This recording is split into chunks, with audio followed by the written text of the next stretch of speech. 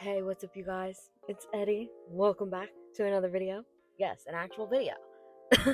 I missed last week's upload because some things have been going on in my personal life, and I am trying to get my stuff together, and it's hard. It's hard and it's stressful, but I'm manifesting. And by manifesting, I mean being really annoying and emailing a lot of people and trying to make something happen.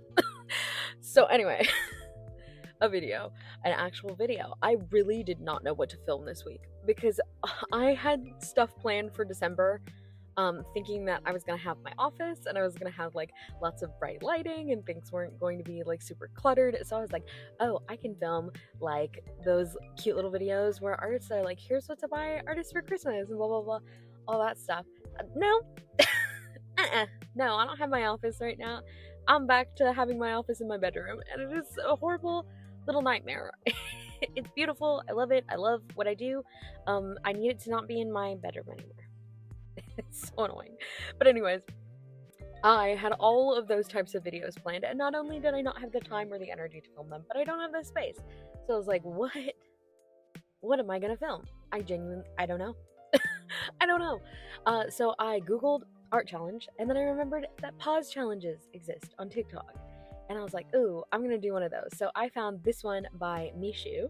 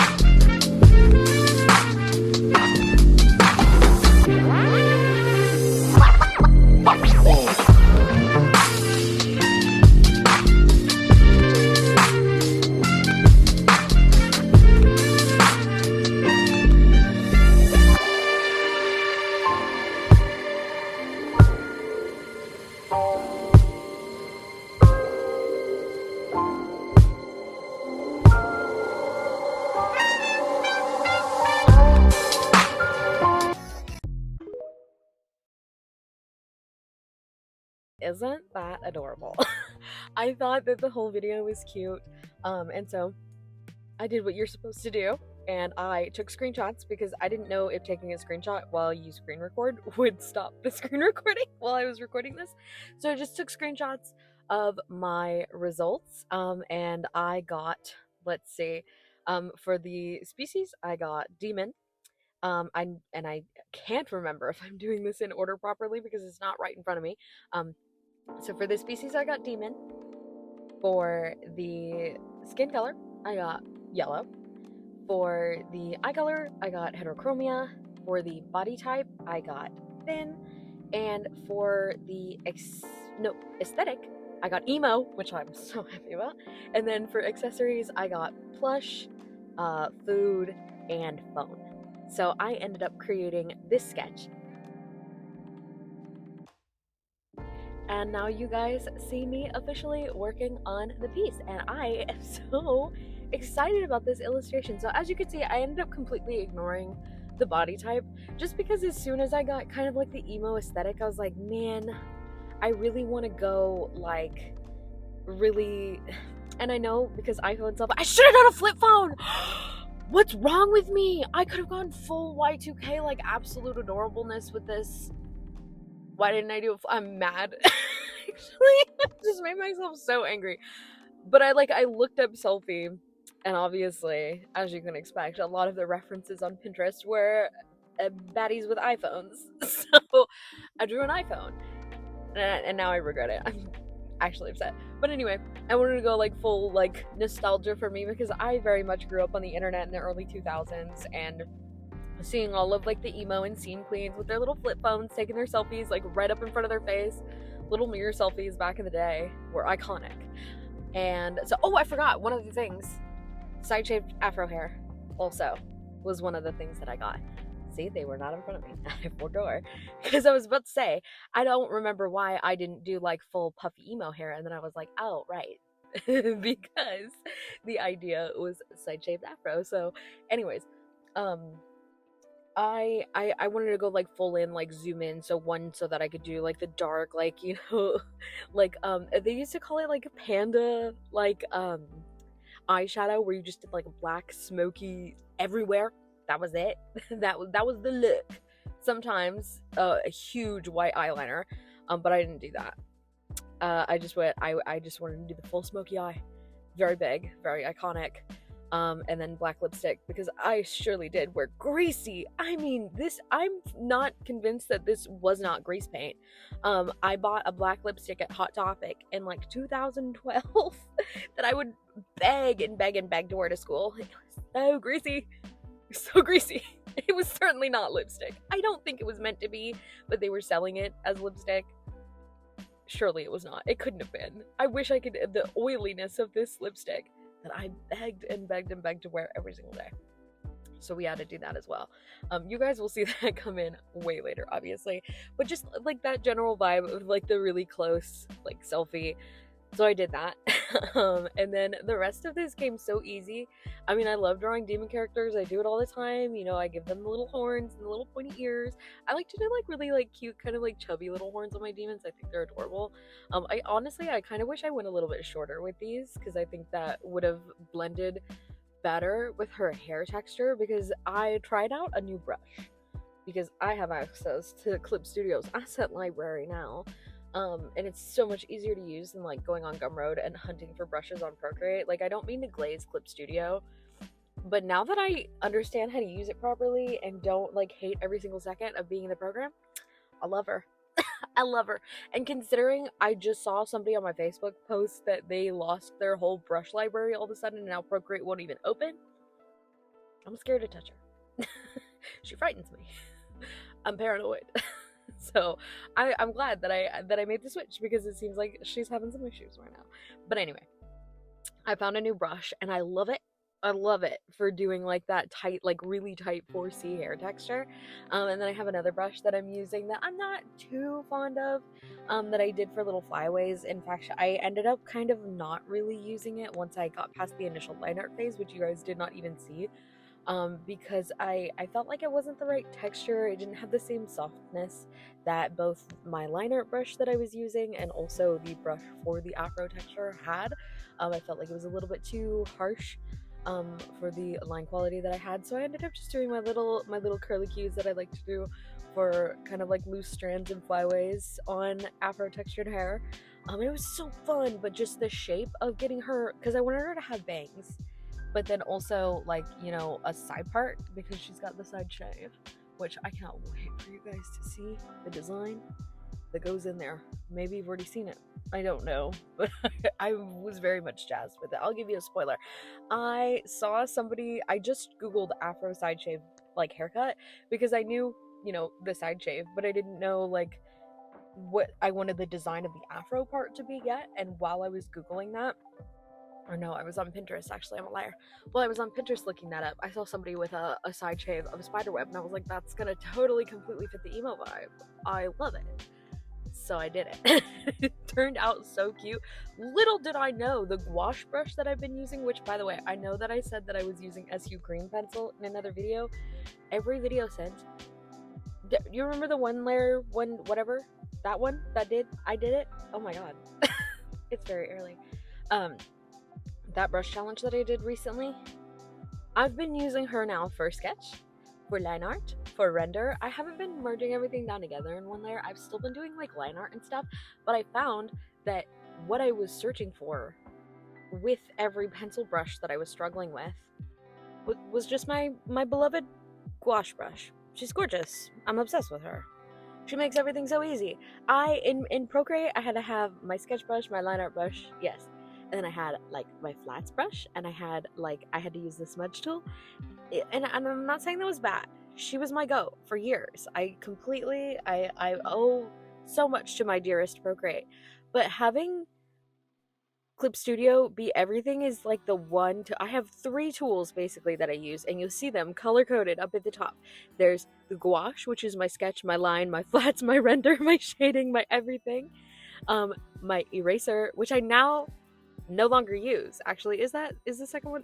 No, the second one's an airbrush, and I do use that. That's for my blushing, because that's right. I don't need it for the eraser either, because if you tap the little transparent thing, because on Clip Studio, there's like 3 little swatches underneath your tool. There's your main color, your secondary color, which kind of annoys me. I wish they did it the way that Procreate did it, but whatever. And then transparent, which is basically an eraser. So I don't even need an eraser tool. So I got rid of all of I had like a preset through the rainbow, and now I just have the 3. So I have my main brush, which is pretty much everything, my airbrush, which is just for blushing, and then my effects brush, which is where the things like my specialty brushes go, like the 4C hair texture brush, freckles, like glitter. What else do I have in there? I think I have something else like absolutely random in there. Oh, snow. I have snow in there. Things that like I would have to go to like a different brush folder in Procreate for, basically go under that subtool property, whatever thingy you call it. You guys aren't here for a Clip Studio tour. Anyways, why was I even talking about that? Line art. She's gorgeous. I like it. So I've been going for like a little bit of a softer look, and I've been really enjoying it. Rest of the piece, I mean, it was literally quite so simple and easy. It came to me so nice. It's just everything that is like a core part of my being. Little monster girls with emo aesthetic. Yeah, that's me. Okay, I can do that, no problem. It is quite literally my default most of the time. So I got really lucky with that. I think I might have leaned a little bit too heavily into like the scene era more so than like emo, but like they overlap. Okay, let's not pretend, let's not lie. Okay, I used to hear that like scene was just like more colorful emo. Okay. It's the same thing. If the only difference is one might have a rainbow and the other one might have like one color, okay. I don't care. It's the same vibe. So her shirt does have "girl" on it. I wish that I'd showed more of it so that I could like show more of Gur, but I'm sure you can tell by the green and the tips of his ears that that is certainly that little beast. I give her a little monster high phone because I thought it would fit with the color scheme, which I did not know at the time of me rendering it, because I forgot to. The only thing that I got a select color for was the skin, which had to be yellow. And then the eyes, I remembered them being blue and green, but I didn't know if that just had to be heterochromia or if it could be whatever color. I ended up going pink and green because a lot of the elements that I was doing were already pink, and then the little accent of Gur being green, I was like, okay, the other eye's gonna be green, sure. So I did that for her eye colors because I thought it would be cute, and I just love pink and green, and I do feel like pink and green is a big like emo color palette. Personally, black, green, pink I feel like is very much Y2K emo, other than like of course the GOAT red, black, and white, iconic. But like if you're gonna throw a little bit more color in there, red, black, and pink, very popular, very iconic, very bold, very gorgeous. Okay, so I did that. And then her little phone, I gave her some charms because I felt like that was the easiest way to combine all of the accessory elements, because her phone was going to be such a main focus that I was like, I don't want to like just randomly slap some food and a plush somewhere on her in a way that it looked disjointed. So I was like, I can give her little phone charms. That's also very emo. I feel like very Y2K. Charms on everything, and I love that aesthetic is coming back. I love it so much. I am very much a goblin that loves little trinkets and tiny things, and the fact that that is coming back into fashion, I'm like, yes, okay, great. I have an excuse to buy little trinket item. That's great. That's awesome. So I did that. I wish that I had made it look a little bit more clunkier, honestly. Like, I feel like they're very, like, spaced out. I feel like I wanted it to be a little bit more, like, clustered, I guess, of little trinkets. But I wanted the items to be able to stand out, and I wanted them to be noticeable. So I did just end up going for little stringy dangles off the charm. And I hope that they are cute. They should be rendered as of now, because I should be in the detailing stage, because for once I did not stop recording while I did all the little finishing details and stuff. You guys are saying it's start to finish because I had stuff to do this day, and I figured if I'm already gonna be like doing stuff all at once, I might as well just keep recording so you guys can see the whole thing. Because sometimes I do like to stop and then render off camera just so I can like really like put my all into it without like the pressure of it being on camera. But especially because also I was having fun with it. I was just like, I'm just gonna do the whole thing so you guys get to see the whole thing. I hope you like her. I love her. I think she's adorable. The background was rushed. I think I did the background off camera actually, but that's because it literally consisted of just like me scribbling words in the background. Actually no, I think I did it on camera, but then I think I might have like laid it or something. I don't recall. You guys are gonna see it regardless either way. I hope you like it. If you guys want to see me do more pause challenges, like I know Sam Does Arts has a pause challenge or several, but his scare me. His scare me because they're detailed and I am not brave. But anyway, if you guys want to see me do more challenges like that, let me know. It will not happen this year. I'll tell you that. It will happen in the new year because the next week's upload is going to be the Patreon reveal for this month that you guys will be receiving. So if you want to see what that's going to look like and snag the last 3 spots on my customs tier, because next year I might not have a lot of time to do regular commissions, so the custom slot on my Patreon may be one of, if not the only ways to commission me throughout the new year. Check that out, patreon.com/eddiescribs. Also, the week after that is going to be my holiday redraw, because duh, I do that every single year. There better not be 5 weeks in December. Because if so, I don't know. If there's another Saturday after that, forget I said anything, because I won't remember what to put that week. But I don't think there is. But if there is, don't quote me. I didn't say that.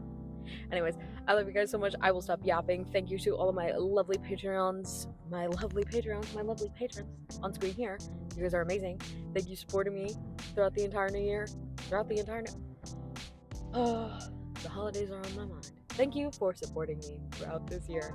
I love you, especially for those of you who have been with me throughout the entirety of it. This is my first full year, I think, or my second, or my first, I don't recall, being back on Patreon again, and it has been amazing.